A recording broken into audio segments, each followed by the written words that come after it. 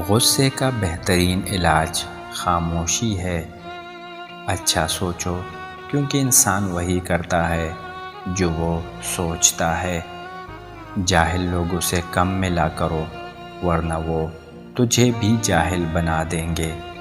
عقل مند بولنے سے پہلے اور بیوقوف بولنے کے بعد سوچتا ہے۔ اگر زندگی اتنی ہی اچھی ہوتی تو کوئی بھی دنیا میں روتے ہوئے نہ آتا۔ انسان کو جتنا لگاؤ رزق سے ہے، اتنا لگاؤ اگر زندگی دینے والے سے ہوتا تو اس کا مقام فرشتوں سے بڑھ کر ہوتا۔ دنیا میں دو طرح کے درد ہیں، ایک وہ جو آپ کو تکلیف دے اور دوسرا وہ جو آپ کو بدل دے۔ سمجھنا جاننے سے زیادہ بہتر ہوتا ہے۔ آپ کے ارد گرد ایسے بہت سے لوگ ہیں جو آپ کو جانتے ہیں، لیکن بہت کم لوگ ایسے ہیں جو آپ کو سمجھتے ہیں۔ زیادہ سمجھدار اور زیادہ بیوقوف میں کوئی فرق نہیں ہوتا، کیونکہ یہ دونوں کسی کی نہیں سنتے۔ اگر کسی کے دماغ کو جاننا چاہتے ہو تو اس کے لفظوں کو سنو، اگر کسی کے دل کو جاننا چاہتے ہو تو اس کے عمل کو دیکھو۔ اپنے بچوں کو دین سکھا دے، باقی سب کچھ ان کو دین خود سکھا دے گا۔